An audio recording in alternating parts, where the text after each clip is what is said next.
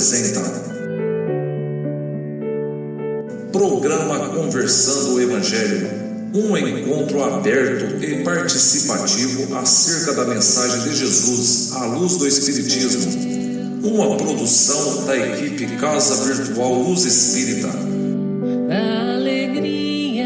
Coordenação Cristiane Nobre Campos.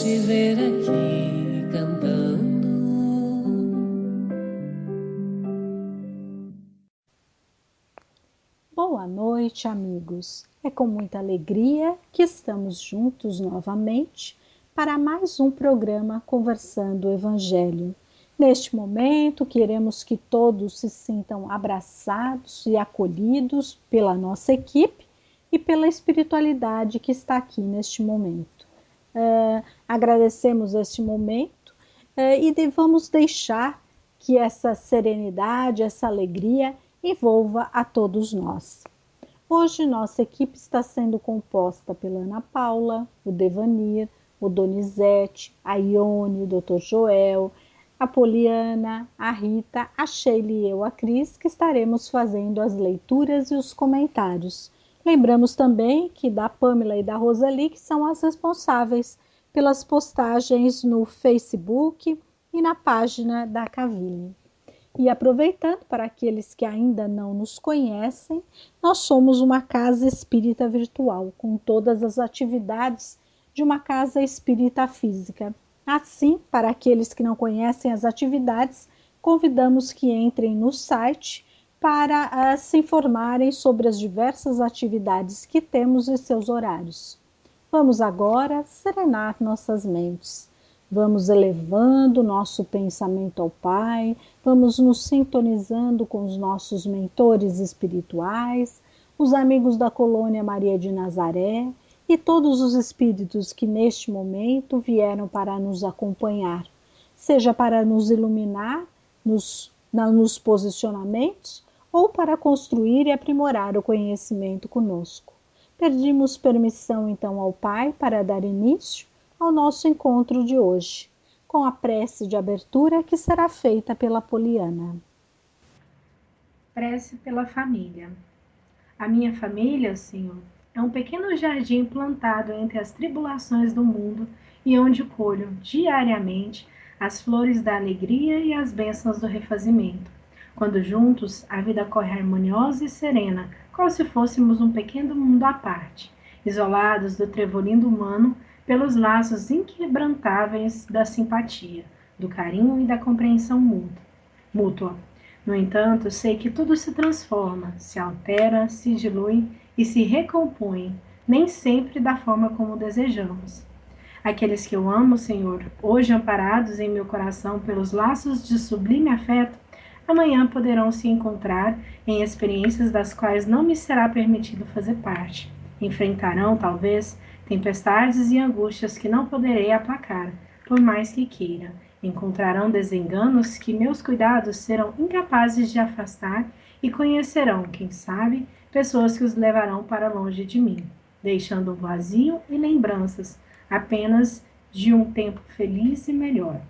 Hoje, quando olho para minha família e me embriago entre afagos e carícias, não devo mais esquecer que eles, assim como eu, te pertencem, para que tu, divino condutor, os guies pelos caminhos que melhor lhes auxiliem a evolução, caminhos esses que nem sempre serão os meus caminhos.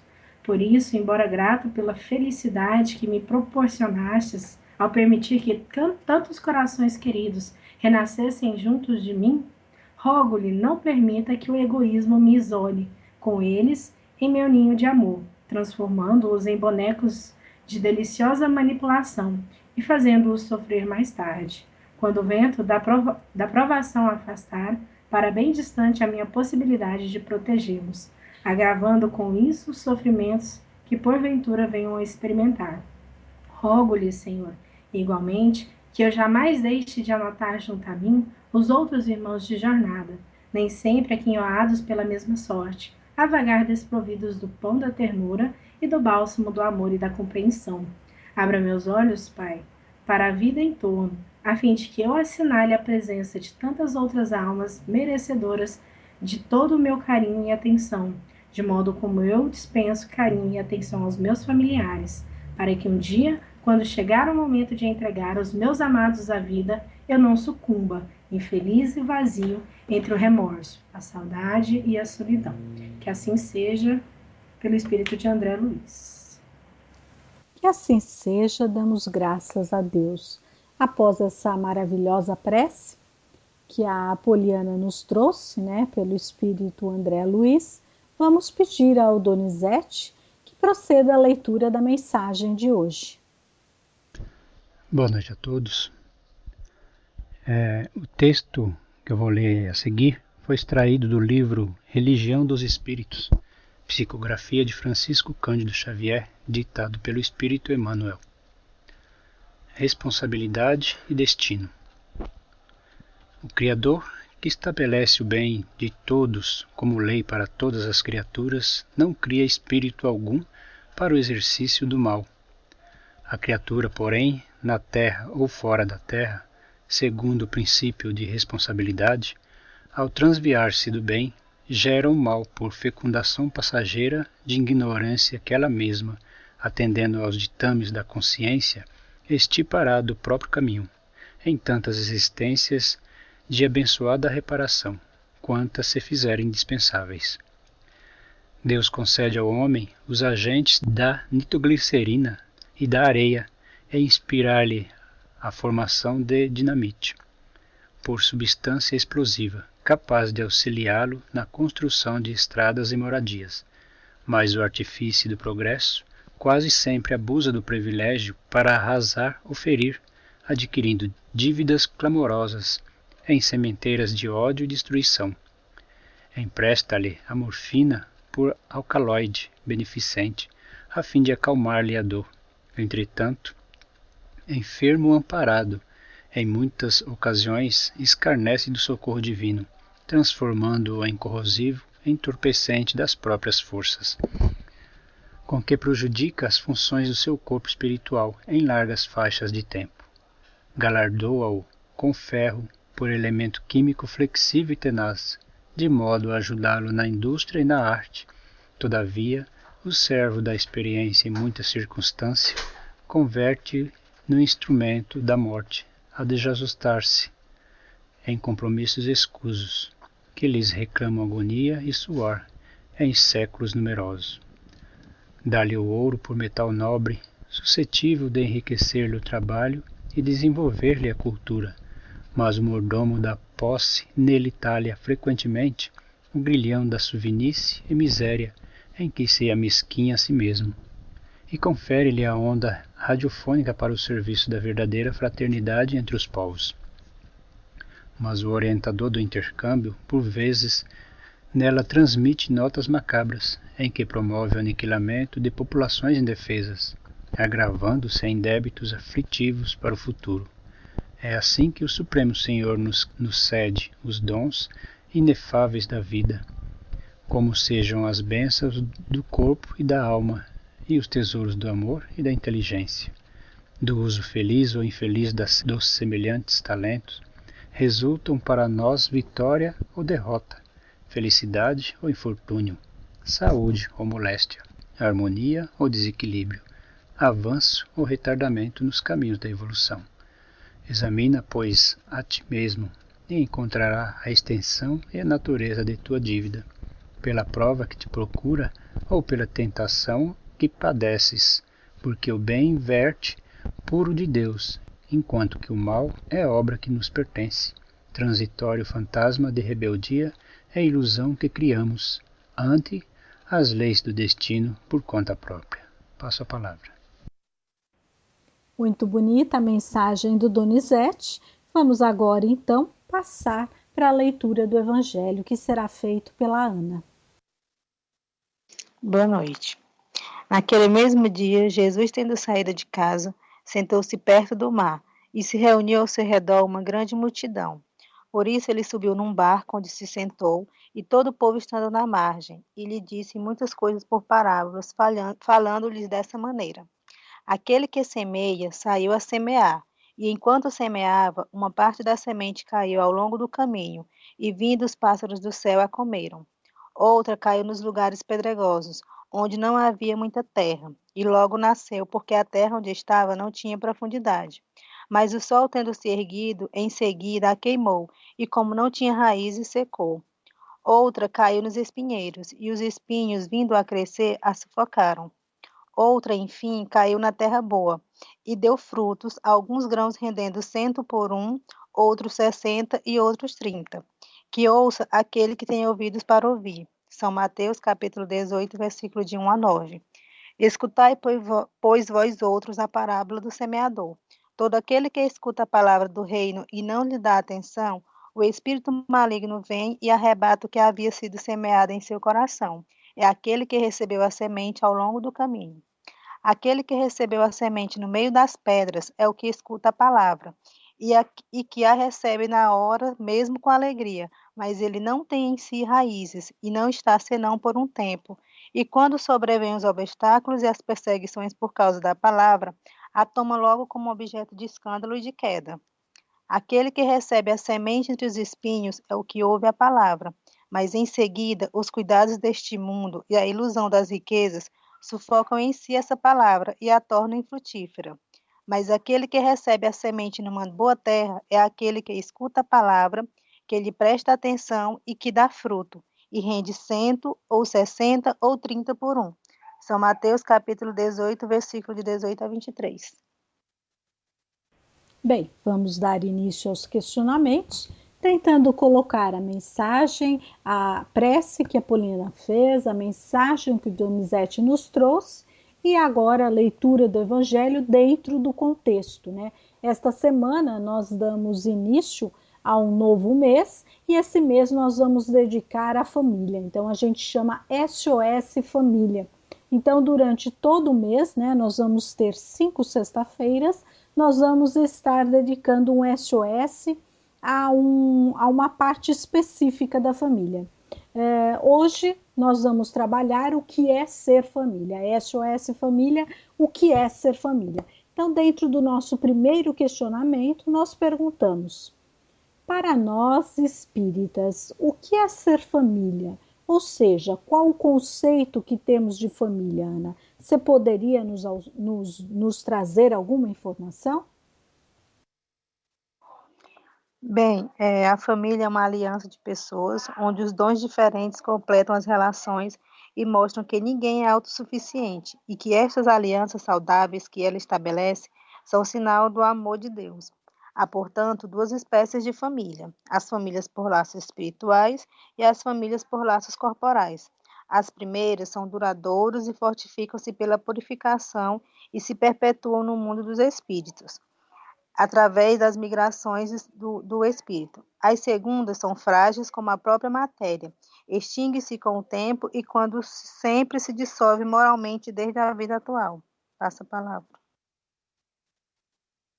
Bem, a Ana nos trouxe o conceito de família, então a família consanguínea, que é a que temos aqui na Terra, né, e que vamos tratar mais especificamente, né, ao longo desse mês, e a família que nós temos, que seria espiritual, né, que não se prende somente aos laços consanguíneos, mas sim às afinidades que temos.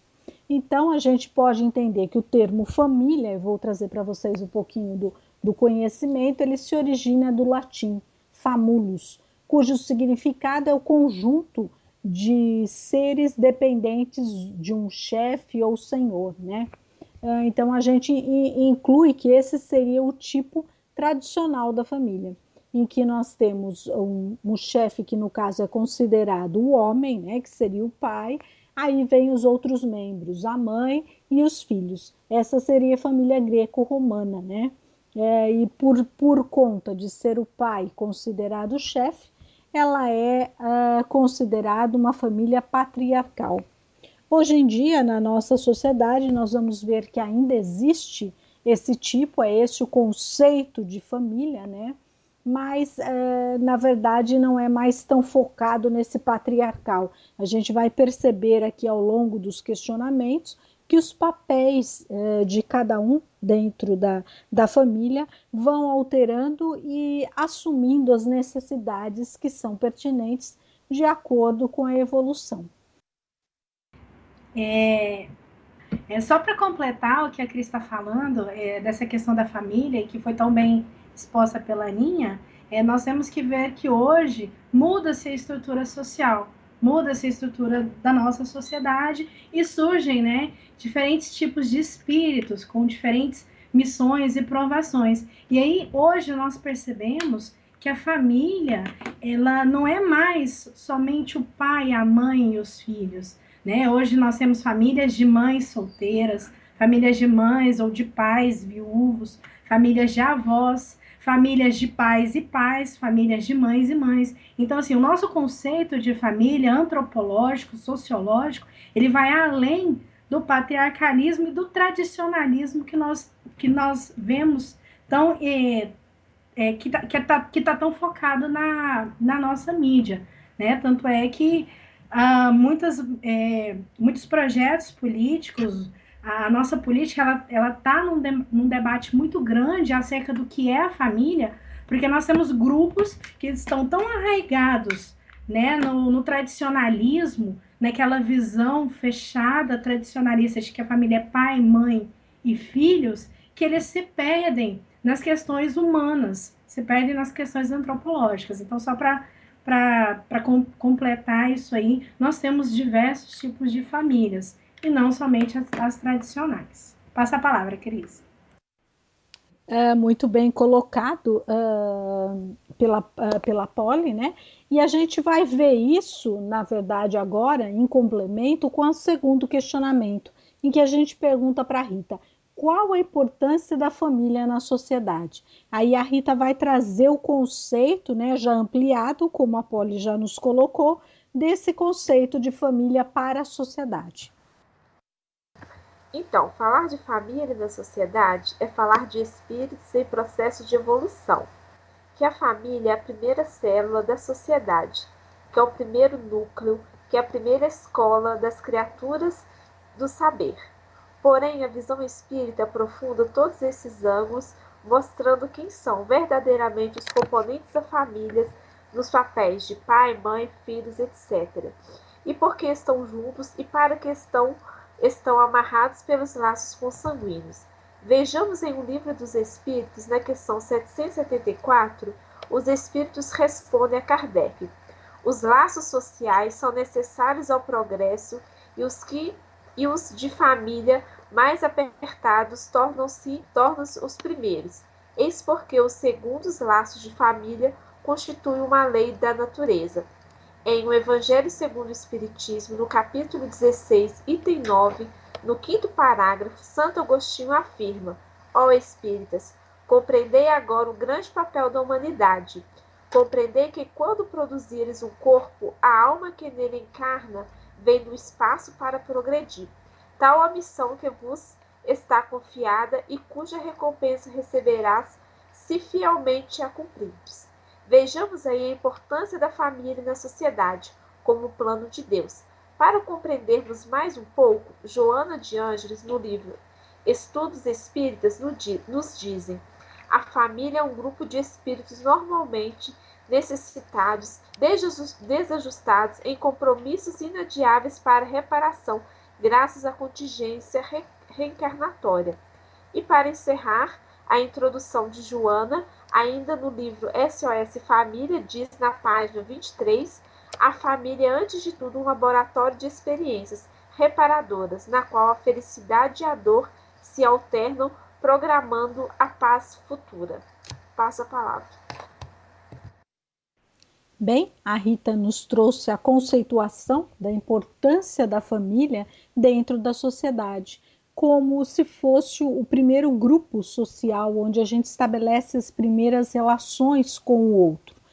E como a Poliana já havia colocado, a nossa sociedade vem se desenvolvendo, vão se criando os novos papéis, novos padrões.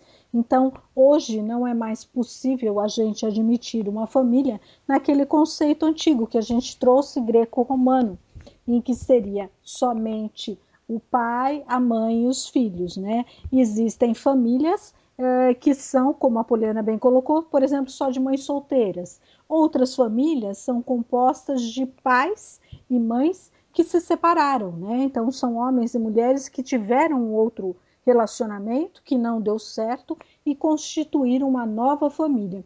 Então aí, além dos filhos da soma desses dois, desse casal, se a gente pode colocar assim, haveriam os filhos de outras uniões. Então a gente não pode deixar de agregar a esse conceito de família também a ex-esposa, o ex-marido e os filhos que continuam fazendo parte. Além disso, temos também, dentro dos novos padrões da sociedade, é comum a gente ver, às vezes, um avô, uma avó, um tio morando junto com as pessoas daquele grupo familiar, né, greco-romano, mais enxuto, que seria o pai, a mãe e os filhos, por conta da dificuldade econômica, social. Então a gente vê que os papéis vão mudando. Outra questão que a gente tem que levantar também aqui, que não vai ser levantada hoje, nós vamos levantar ao longo dos outros programas, mas é bom mencionar, também é esse novo conceito da homossexualidade. Então, dentro desse conceito, a família também vai mudar, né? Porque nós podemos ter um agrupamento familiar em que tenham dois componentes do sexo masculino ou dois componentes do sexo feminino. E nem por conta disso vai deixar de ser uma família, se desenvolver aí, como a gente viu, essa união buscando o fortalecimento e o crescimento, né? Sejam dos filhos que possam ser adotados, sejam de crianças que venham a fazer parte de outros casamentos, enfim. Nós vemos que é preciso a gente ampliar um pouquinho o conceito, sair do nosso mundinho fechado para começar a entender a importância da família na sociedade, porque é dentro da família que se estabelecem todas as primeiras relações e esse convívio social, assim como os preconceitos, os medos, né, as extravagâncias. Então a família é a primeira célula educativa, se a gente pode colocar, que vai nos fazer trilhar o caminho das virtudes. Então, dando prosseguimento, não sei se mais alguém quer se colocar. Então, dando prosseguimento, nós vamos passar para o nosso terceiro questionamento. Diante do que a gente falou, daquela família tradicional, qual seria o papel do pai dentro da família? O que era o ser pai, né? Hoje a gente vê que algumas famílias, na verdade, que não possuem a figura masculina, a mulher acaba desempenhando o papel do pai também. Será que o papel do pai nessa família seria somente prover o sustento? O que você tem para nos trazer, Doni, enquanto teoria, enquanto experiência, né? Já que você faz parte de uma família e exerce o papel de pai? Na Bíblia, em Gênesis capítulo 2, versículo 23, está escrito assim: Por isso, o homem deixa o seu pai e a sua mãe para se unir à sua mulher, e já não são mais do que uma só carne. Este trecho da Bíblia é retirado do primeiro livro, que é a Gênesis, nos apresenta a constituição da família cristã, instituída por Deus, homem, mulher e fruto do amor entre ambos os filhos. Nos tempos atuais, devido a uma grande necessidade de busca pelo sustento, muitos pais ficam distantes dos filhos. Estes são os educados por tantas outras pessoas ou situações. A presença masculina é um sustento, aquela que luta pelo material e se preocupa com o físico, mas que não se resume apenas nisso. Como é importante a presença do pai, passando segurança, rezando com os filhos, ensinando, educando-os na fé, estabelecendo os limites necessários. O pai na família cristã precisa refletir para com seus filhos o amor de Deus. Em diversos lugares de O Livro dos Espíritos e do Evangelho segundo o Espiritismo, Allan Kardec e os espíritos da codificação falam da responsabilidade dos pais pela educação dos filhos. Na questão 208 do Livro dos Espíritos está escrito que o espírito dos pais tem a missão de desenvolver o espírito dos filhos pela educação. Isso é, para ele, uma tarefa. Se nela falhar, será culpado. Contudo, não estão os pais sozinhos diante de um desafio tão complexo, Contam na Terra com a família, com os professores, com os especialistas de muitas áreas, com ótimas publicações entre livros, revista e até mesmo na internet, além da indispensável inspiração dos amigos espirituais e dos anjos guardiões. Passo a palavra. Bem, diante do que o Donizete falou, né, já ficou muito claro e fácil o entendimento do que é ser pai. Então, mais do que a definição do sexo feminino ou masculino, na verdade, é a função, é aquele que hoje não mais só como provedor de recursos financeiros, mas sim como parte daquele que vai estar elaborando a base, a raiz, né, as raízes, as virtudes, para que todos os membros ali que estão, os espíritos que ali se encontram, possam ter as oportunidades de desenvolvimento e crescimento, não somente físico, mas espiritual, né? Que essa é uma parte que muitas vezes a gente acaba esquecendo e não valorizando dentro da família.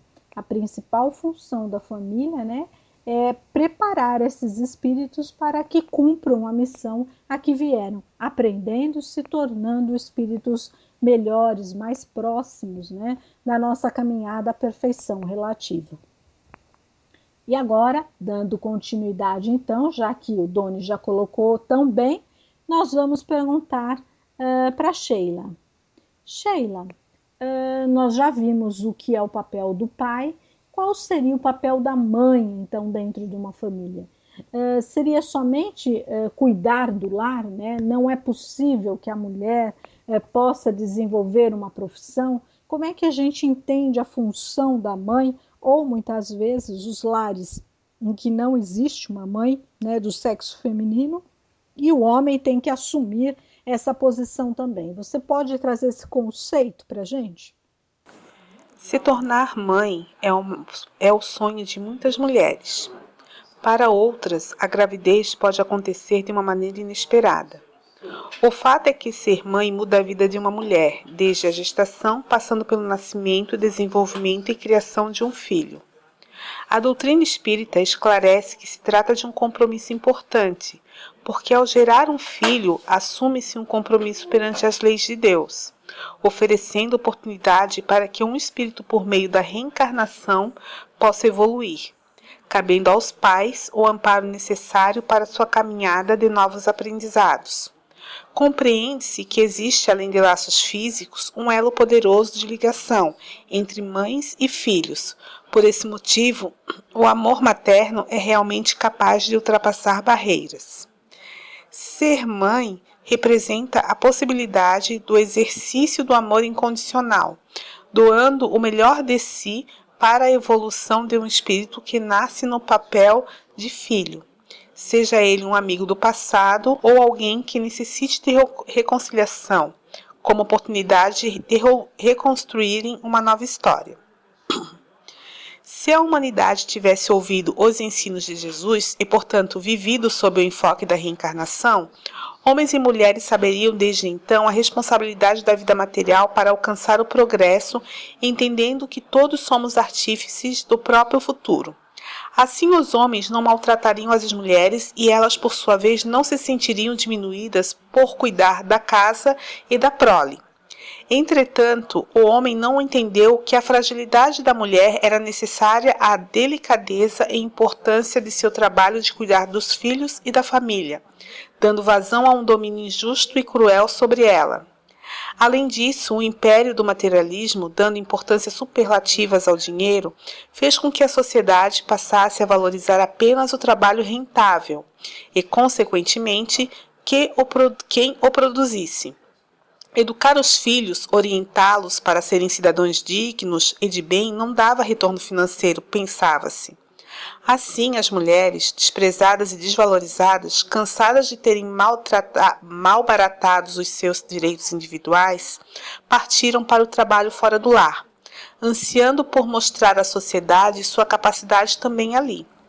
E as universidades foram ocupadas por elas. Todos os níveis de trabalho se viram realizados por mulheres competentes e trabalhadoras, enquanto seus filhos eram entregues a pessoas também remuneradas, mas não aquelas que haviam recebido de Deus a delegação para tal mister. As mulheres continuam progredindo materialmente, socialmente, individualmente, enquanto a sociedade decai. Violência, desregramentos de todos os matizes da corrupção, desordens generalizadas. Aquelas mães, porém, que já entenderam que todos somos espíritos de evolução, vivenciando na Terra as experiências necessárias ao aperfeiçoamento moral, chave para a felicidade, sentem-se diferentes. Elas já entenderam que não mais necessitam provar que podem ou que quiserem, inclusive cuidar dos filhos e do lar. Eis que sua preciosa função é fazer de sua família um verdadeiro núcleo de paz e de segurança, que naturalmente se refletirá na sociedade. Estas mães entendem e sentem que precisam ser inteligentes, fortes, abnegadas, cultas, estudiosas e em dia com os acontecimentos, não apenas para terem grandes salários que as façam seguras, nem cargos que as façam poderosas, mas para melhor orientar seus filhos, despendendo seu precioso tempo para trabalhar-lhes a alma eterna, transformando-se em heroínas de um mundo melhor. Aquele mundo desejado por todos, mas só alcançado por quem tem olhos de ver e ouvir. Passo a palavra. Então, diante do que a Sheila colocou, né, fica claro para nós, né, qual seria a função da mãe dentro da família. Lembrando que, como a gente fala, que a família é um local para que haja o crescimento, para que as pessoas possam se desenvolver, é também a oportunidade de que a mulher, nesse caso, possa também se desenvolver de acordo com a profissão dela, desempenhando uma atividade dentro da sociedade, além da atividade familiar, né? E dentro desse contexto, mesmo nas famílias mais tradicionais, a gente percebe que diante dessas mudanças, a estrutura da família também tem que ser mudada. Não é mais possível somente esperar da mulher que cuide das tarefas domésticas, de levar um filho na escola, de buscá-lo, de preparar uma refeição, né? Então a gente percebe que hoje os papéis tanto da mulher enquanto mãe, do pai, né, que é considerado o homem, que esses papéis se misturam, por isso que fica mais fácil a gente perceber essa diversidade nas famílias, das mães solteiras, dos pais solteiros, né? Em que, na verdade, os papéis vão se misturando e se juntando, em que cria-se uma sociedade, né? Se a gente pode colocar assim, em que um tem que aprender a respeitar o outro e fazer o bem para a família como um todo, né? Independente do papel que era o papel tradicional. Então, com isso, as famílias ganharam muito e acredito que, enquanto espírito, os espíritos também, porque podem desenvolver tanto as qualidades, digamos assim, mais femininas, quanto as qualidades mais masculinas, já que, enquanto espíritos, é bom a gente lembrar que não há essa definição de sexo, né? O espírito não tem sexo. Então, as qualidades, ambas as qualidades são importantes para o crescimento como um todo. Não sei se mais alguém tem alguma coisa a colocar, senão a gente dá prosseguimento. Então agora a gente passa a perguntar para a Ione. Ione, nós já vimos o papel da mãe, o papel do pai, e qual seria então o papel dos filhos dentro de uma família? Será que os pais, né, os que estão no comando dessa família, têm obrigação de atender todas as vontades dos filhos? Será que os filhos só têm direitos, né? Hoje a gente vê na sociedade alguns posicionamentos meio equivocados. Como é que é isso? Até que ponto a gente pode, enquanto pai, enquanto mãe, obrigar um filho a fazer determinada atividade e até que ponto não podemos? Como é que é essa função, né? E esse relacionamento dos pais com os filhos? Vou responder a este questionamento com base no Evangelho segundo o Espiritismo, me inspirando na seguinte passagem. Espreitem, pois, os pais os menores indícios reveladores do germen de tais vícios, e cuidem de combatê-los, sem esperar que lancem raízes profundas. Façam como o bom jardineiro, que corta os rebentos defeituosos à medida que os vê apontar na árvore.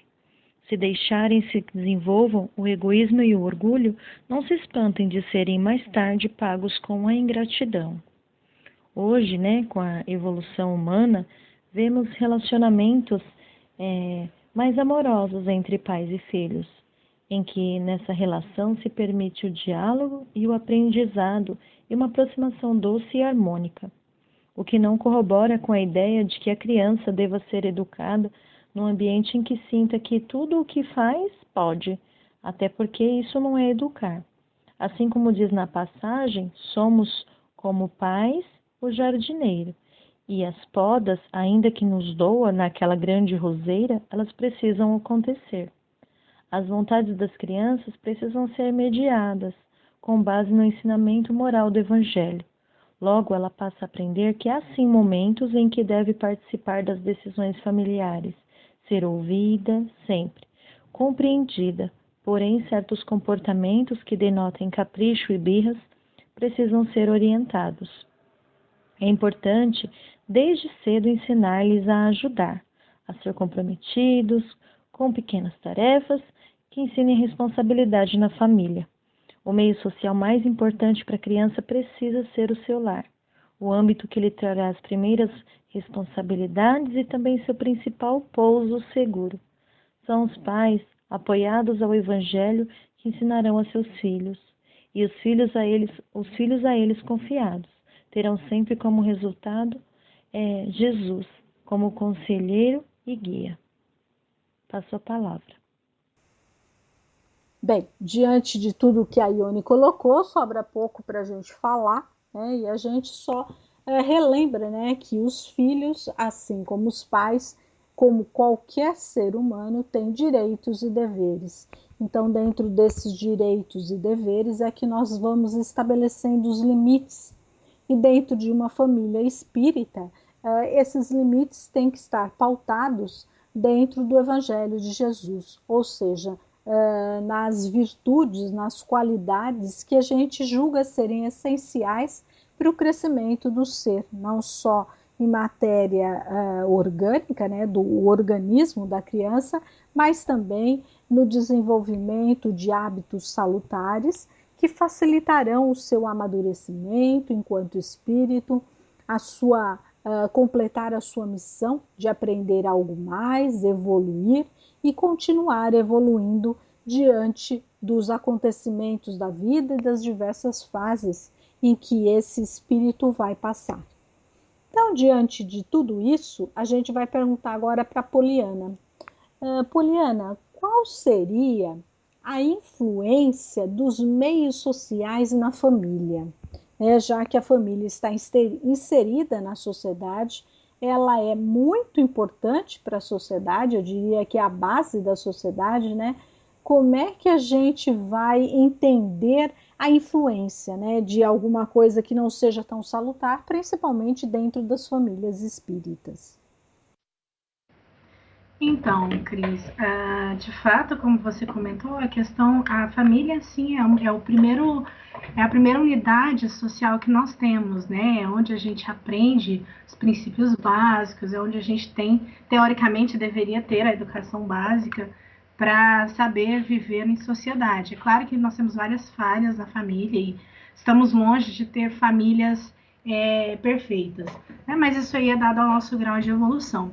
E com relação à influência dos meios sociais na família, esse tema é muito complexo, e eu acredito que essa influência ela é muito ampla e muito importante, porque não tem como fugir dessas influências, sejam elas de ordens sociais, psicológicas e principalmente espirituais. Nós estamos suscetíveis a todos os tipos de influências, boas ou ruins, O importante aqui que a gente tem que ponderar e que a gente tem que pensar é até que ponto nós estamos suscetíveis e dispostos a aceitar ou não essas influências, porque nós temos influências das drogas, das más condutas, nós temos influências de maus espíritos e também, por que não, dos bons espíritos, Então, até que ponto eu estou disponível para aceitar ou não essas influências? Aí nós temos que lembrar que os pais devem saber influenciar os seus filhos de uma forma positiva,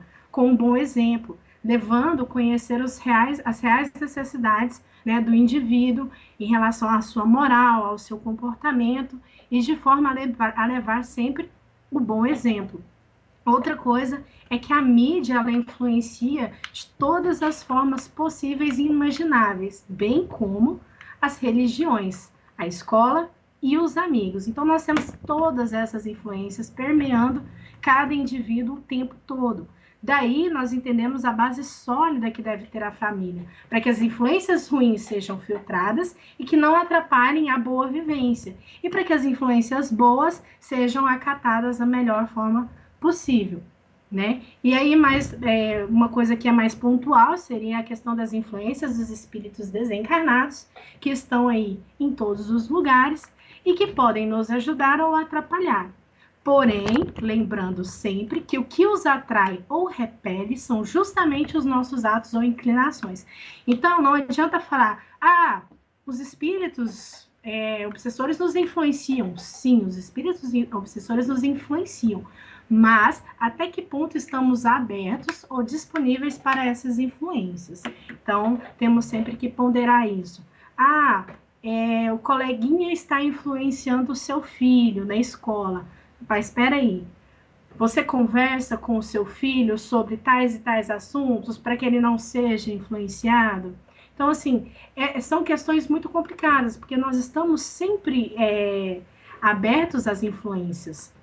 E só para finalizar, um exemplo que é muito notório e que eu acho que é digno de ser tratado aqui, até porque nós vamos trazer esse assunto nos próximos encontros, como você disse, Cris, com relação às concepções errôneas que nossos pais, que a sociedade toda tem, de achar que por uma pessoa, que uma pessoa ela vai se tornar homossexual, transexual, bissexual devido às influências externas dos amigos, de pessoas que já são homossexuais, da escola, ou então pelo simples fato de que esse assunto é abordado na sala de aula, por exemplo, né? Então, assim, a gente tem que entender que não é porque o seu filho ou o seu sobrinho ou a sua filha estuda gênero, estuda diversidade, estuda sexualidade,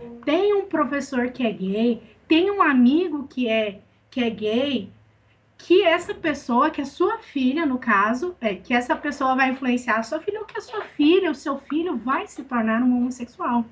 Até porque se isso fosse verdade, nós sequer teríamos homossexuais, não é mesmo? Afinal, todos nós nascemos de pais heterossexuais. Então, assim, nós temos que prestar muita atenção no que a gente fala, no que a gente divulga e no que a gente ensina para os nossos filhos. Porque as influências, elas acontecem, elas são importantes e elas devem ser as más filtradas. Passa a palavra. Bom, a Poliana colocou muito bem, né, essa relação de influência, né? Tanto a influência pode ser positiva como pode ser negativa da sociedade, e o que fica mais marcante, é bom frisar, como a Poliana colocou muito bem, é que a influência, na verdade, é pela sintonia, né? Ninguém vai influenciar outra pessoa se a gente não se deixar influenciar, né? Então, a informação, o esclarecimento facilita com que o adolescente, os jovens, os filhos, ou mesmo o casal, possam fazer as melhores escolhas dentro daquele nível de aprendizado, de evolução em que se encontram no momento. Oportuno também salientar, como a Poliana colocou, que a gente tem um preconceito, achando que, por exemplo, essa diferença de sexo, né, que é trabalhada, tanto a sexualidade que é trabalhada, que simplesmente o fato de conviver com uma pessoa assim vai fazer com que isso se estabeleça dentro da família, né? E isso vale para as drogas, para a prostituição, ou mesmo para outros exemplos, como o filho não estudioso e tudo mais. Primeiramente, antes dessa influência existir, né, a gente sabe que a gente é influenciado, influencia a todo momento, né, não só pelo encarnados, como desencarnados também.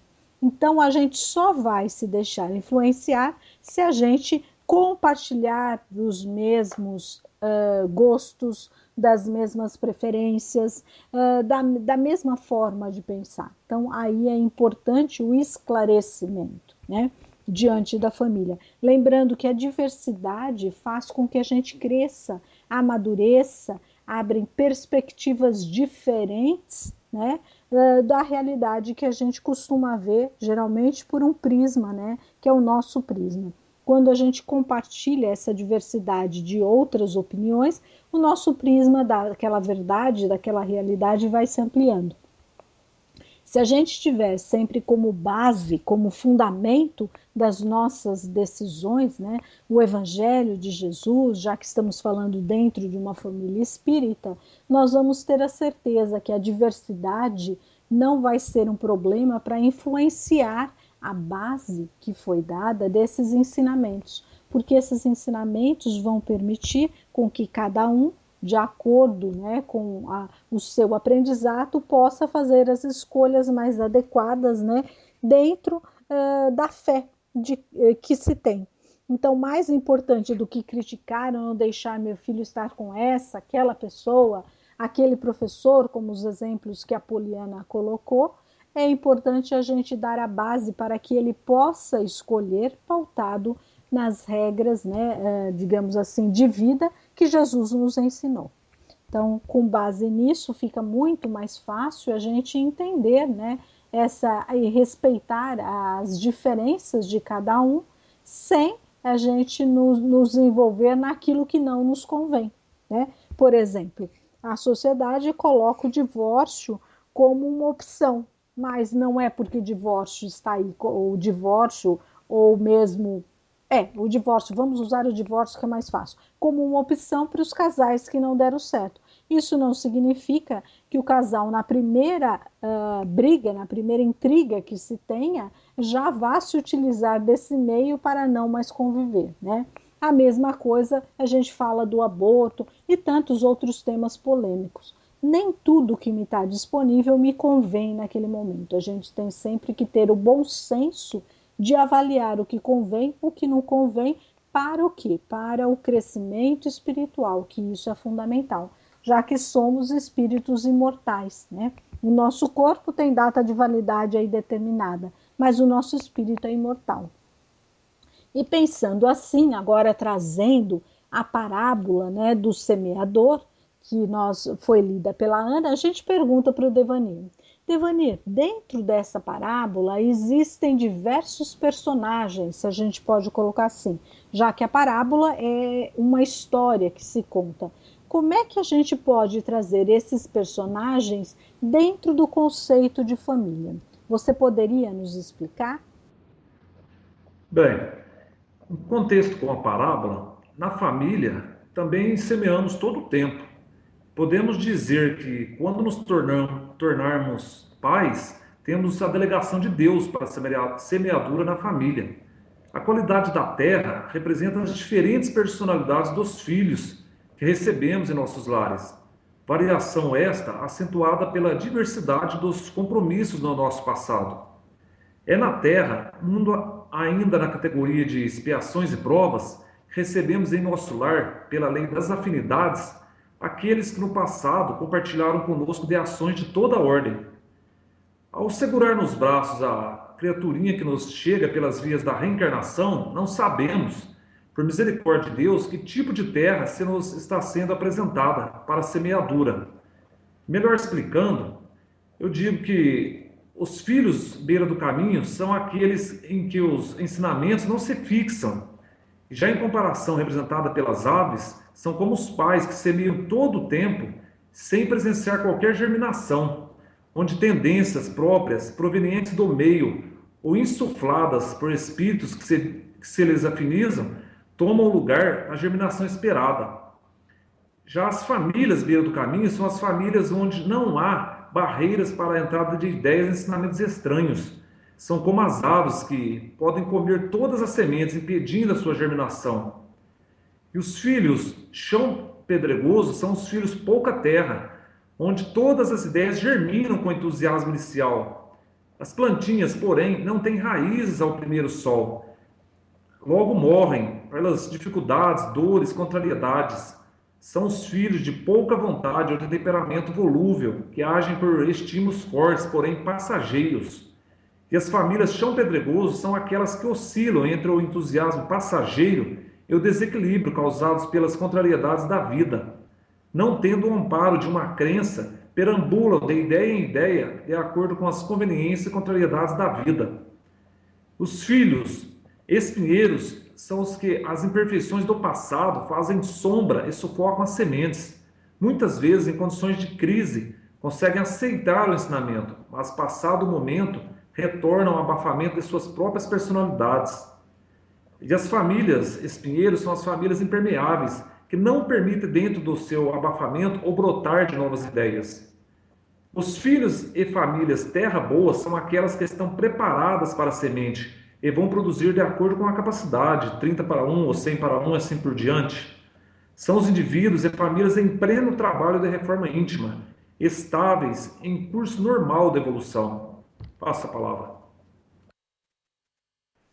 Bem, o Devanir nos trouxe uma visão muito clara, né, do que seria essa parábola, esses personagens da parábola dentro do conceito de família, mostrando, na verdade, para nós que o Evangelho ele é sempre atual e sempre aplicável em nosso dia a dia, nas situações em que nos encontramos no momento em que é oportuno, em que aparecem, né? Então, ou seja, o Evangelho não é um livro para ficar aberto e ser lido somente esporadicamente, ser lido somente na casa espírita, mas é um livro para ser estudado, entendido e principalmente colocado em prática, né? Mais do que um livro, são ensinamentos, né, e condutas para que a gente consiga passar por esse aprendizado que é a nossa encarnação, né, a nossa vida terrestre, para que a gente evolua um pouquinho mais no conceito do que é amor, do que é fraternidade,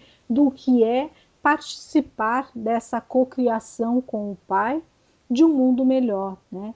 Então é importante a gente visualizar dentro do que o Devanir colocou muito bem, eu não tenho nada mais a acrescentar, né? É a importância da gente entender realmente o Evangelho, porque só quando a gente o entende, como o Devanir nos explicou agora, é que a gente consegue colocá-lo na prática. Então, uma família bem estruturada, ela deve também se esforçar para que os ensinamentos de Jesus sejam praticados, sejam estudados por seus membros, a fim de que a base seja sólida para que cada um, no momento de fazer as suas opções, possam escolher os melhores caminhos, né? Dessa forma, nós não vamos estar tolhendo a liberdade, o livre-arbítrio dos seus membros, mas nós vamos estar seguros de que cada um escolheu a melhor opção, dentro do conceito que Jesus nos traz. E assim, a gente pede agora para o professor Joel, né, dentro de tudo que foi falado, nos fazer um fechamento, dizendo, né, como é que essa parábola pode ser aplicada em nosso aprendizado de ser família, essa família nova que nós estamos vivenciando nessa sociedade com vários problemas, com vários vícios, com várias influências, influenciando e sendo influenciada, porque as famílias também influenciam a sociedade, não é só a sociedade que influencia. Como é que a gente pode trazer, então, essas palavras de Jesus para o nosso dia a dia, professor Joel? Em primeiro lugar, eu tenho a dizer que eu percebi o brilhantismo de todas as pessoas que compartilharam destes momentos, fazendo as análises que foram feitas. E me sinto verdadeiramente muito pequeno para pretender, até mesmo dizer um fechamento das considerações que aqui foram expostas, porque as parábolas do Mestre Jesus, como mesmo foi dito, elas são atuais em todos os períodos da humanidade e nunca existiu tanta atualidade da parábola do semeador como nos dias atuais estão sendo vivenciados por nós são. Essa parábola essa parábola é atualíssima e ela inclusive nos permite vislumbrar as dificuldades que ainda existem na trajetória evolutiva desta humanidade, que não conseguiu completamente aquele objetivo que foi arquetipado por Deus. E através dos ensinamentos de Jesus foram deixados para nós, humanidade. É claro que existem famílias que são formadas pelos laços de afinidade e estão perfeitamente dentro dos parâmetros que Cristo estabeleceu através dos seus exemplos, da sua vivência, dos seus ensinamentos. Percebemos o esforço imenso das famílias espíritas para seguirem estes parâmetros e enxergamos as dificuldades que na trajetória evolutiva estão os nossos irmãos enfrentando. Quando, por exemplo, eles não conseguem se inserir no lançamento das sementes na terra fértil, mas assemelham-se, isto sim, ao terreno pedregoso. Tal como pode simbolicamente nesses dizeres afirmarmos que estamos vivenciando nos dias atuais. Eu não posso dizer que sou pessimista. Eu sei que a humanidade está percorrendo uma trajetória evolutiva. E quando Cristo estabeleceu os parâmetros para a trajetória evolutiva desta humanidade, ele sabia que íamos passar por estes percalços que agora aqui estão acontecendo e os quais já eram plenamente conhecidos por ele. Mas nós estamos vivendo uma época em que evidencia-se a importância de observarmos não somente os conteúdos da parábola do semeador, mas todos os ensinamentos de Jesus, nosso divino mestre, para que esta parábola possa realmente ter o seu significado na formação das verdadeiras famílias, que individualmente deverão ser famílias bem constituídas, e que no futuro irão constituir a grande família. Porque quando tomamos o livro de São João, e eu não vou dizer o capítulo porque não me lembro, a gente sabe que existe a previsão que foi feita por Cristo, que num dia na terra iria existir um só rebanho e um só pastor. Neste dia, então, esta grande família estará constituída. Mas somente antes é necessário, podemos dizer, que a meta maior precisa ser atingida, que é a constituição da família nos parâmetros que Cristo estabeleceu. Vejam vocês, meus irmãos, é uma complexidade imensa. Estamos vivendo no momento presente uma descaracterização das famílias, onde os pais estão esquecendo-se das suas responsabilidades e estão delegando essa responsabilidade para aqueles que não são nem pai nem mãe e que relacionam-se com os professores. Outros filhos estão abandonados e os veículos de comunicação estão criando situações tecnológicas pelo aparecimento cada vez mais de aparelhos que roubam a atenção das pessoas e elas ficam isoladas dentro de si mesmas. É o smartphone, é o tablet, é o computador mesmo. Muitas vezes o diálogo não acontece entre as famílias. Então percebam, meus irmãos, quanta abordagem precisaria ser feita e que, é claro, eu tenho a certeza, vão ser feitas no transcurso do mês. Mas percebam o tamanho da nossa responsabilidade. o quanto os bons espíritos estão trabalhando para que a parábola do semeador se torne uma realidade dentro de cada um de nós. E o quanto está difícil a realização deste projeto espiritual arquetipado por Deus e deixado pelo Mestre Jesus nos seus ensinamentos.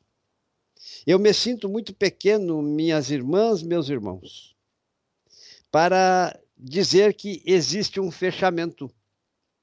Na verdade, o que acontece é que fica uma abertura para inúmeras considerações, como bem mesmo foi conotado pela nossa irmã Cris no transcurso do mês sobre a família.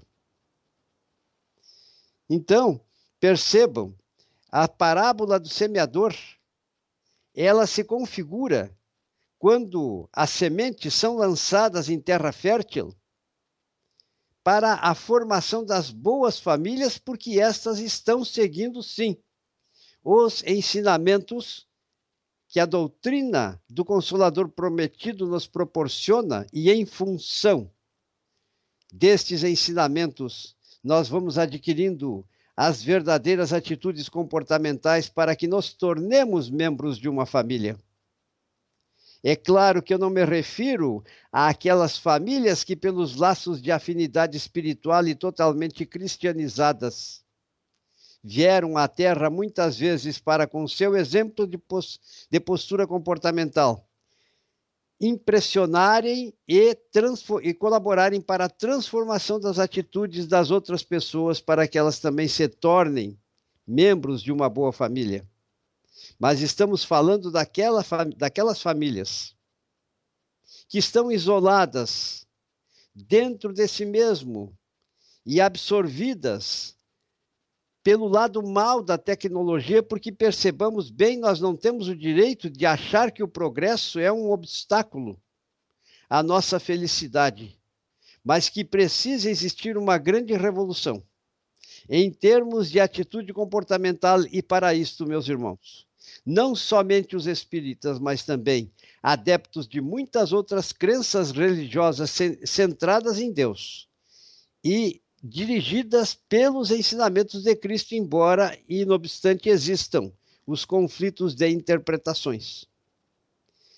Estão trabalhando, pois, para que exista a constituição da família, até o dia em que nós iremos ser membros de uma grande família universal, onde iremos ser, pelas nossas atitudes, um só rebanho, conduzidos por um só pastor. Porém, desta finalidade nos achamos muito distante. E sabemos o que existe pela frente, em termos de planeta regenerado e planetas outros que formam as múltiplas moradas na casa do Pai, e do envio dessas almas que deixarão de ser um obstáculo para que esta meta se constitua a família totalmente cristianizada, como precisa ser, para que impere o amor, para que manifeste-se a indulgência, para que exista a lei áurea do Divino Mestre Jesus, pela qual teremos a preocupação constante de tão somente fazer aos outros aquilo que gostaríamos que a nós mesmos fizéssemos. Para que possamos aprender a amar-nos amando os nossos semelhantes, em primeiro lugar, e depois amando a Deus sobre todas as coisas. Então percebam, a parábola do semeador é uma função referencial, que tomada como base implicam na utilização dos demais ensinamentos que o Divino Mestre Jesus deixou para nós. Eu peço desculpas, minha irmã, por ter dito que fica uma abertura, me parece que isto é, e, na verdade, me perdoem as minhas limitações, se eu não conseguir ser bem-sucedido nas ponderações que, com certeza, na sequência do mês irão ser desenvolvidas.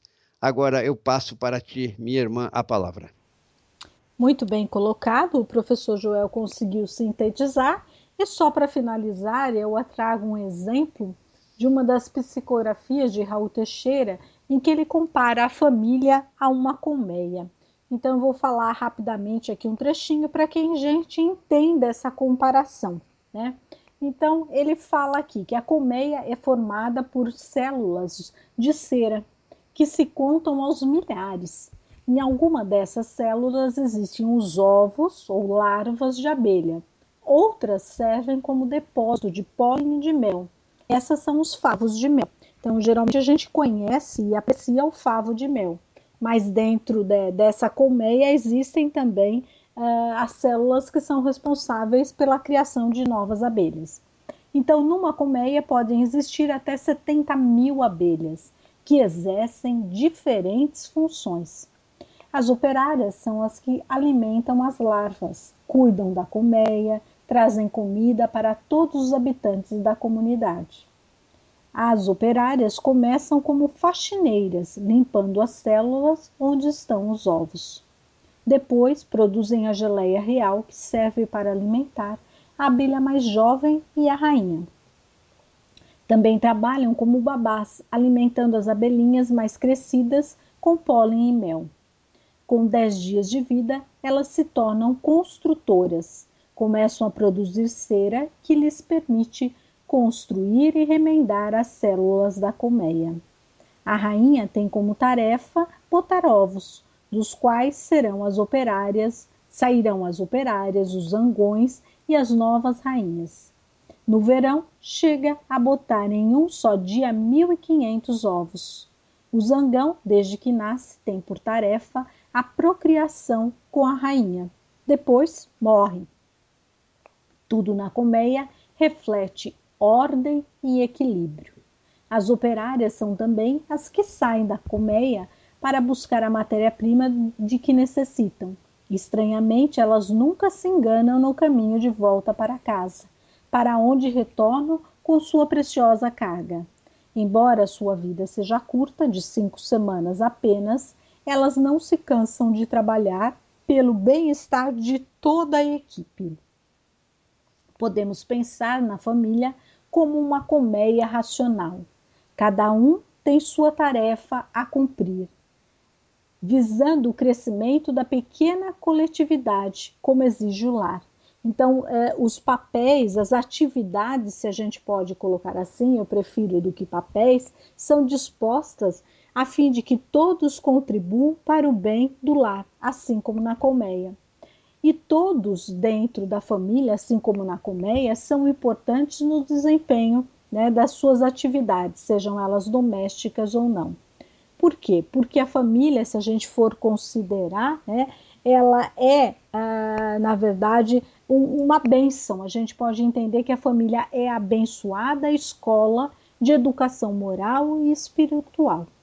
Ela é ótima, é uma oficina, né? É ótima por ser essa oficina santificante, onde se burilam caracteres. É laboratório superior em que se refinam ideias. Então, é dentro da família que a gente vai aprender, né, a desenvolver as qualidades que trazemos em germes e a burilar aqueles vícios que trazemos, já que somos espíritos imortais, tivemos outras vidas, para que eles não culminem e acabam abafando essas qualidades. Então, diante desse conceito, vamos pensar e repensar, né, como as abelhas, essa construção dessa colmeia, e ver a nossa família como uma grande colmeia, em que cada um procura dar o melhor de si para o crescimento e amadurecimento de todos.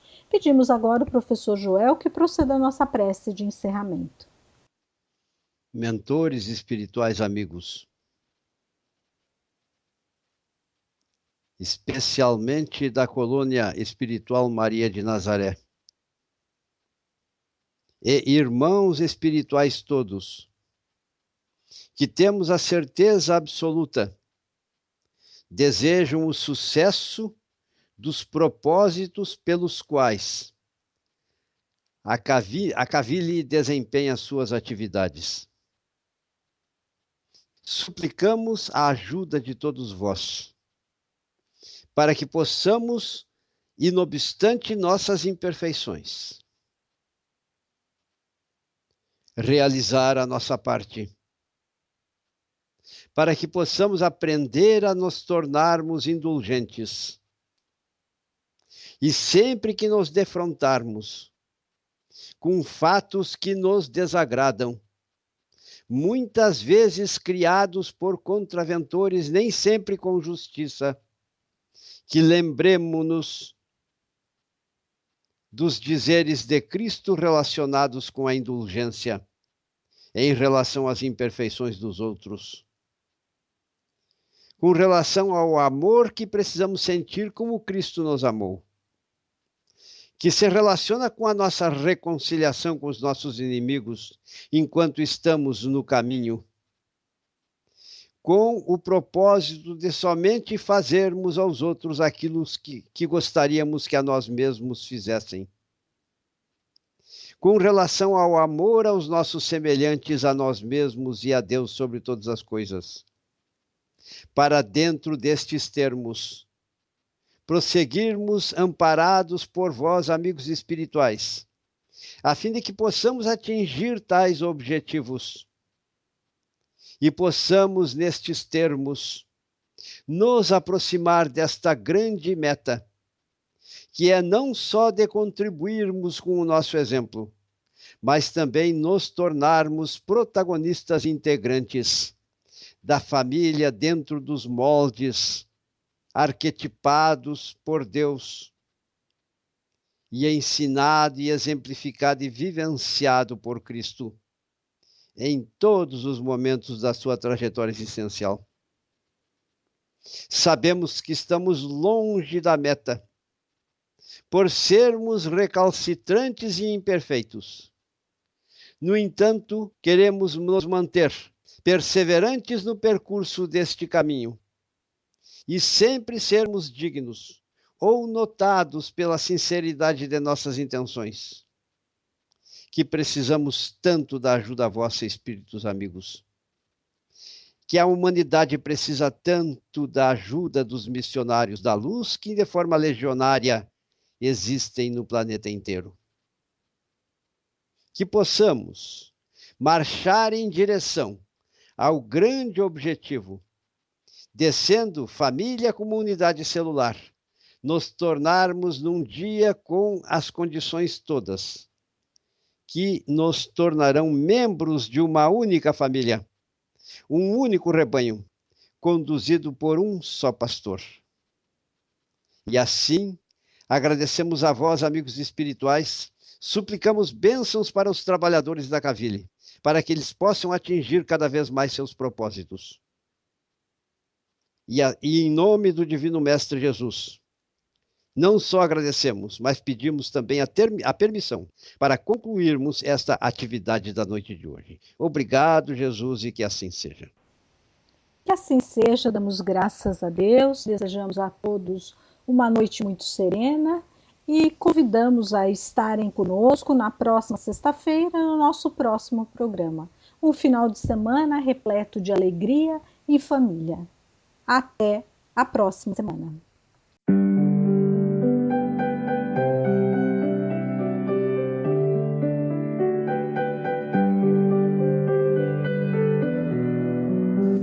Rádio Cavile apresentou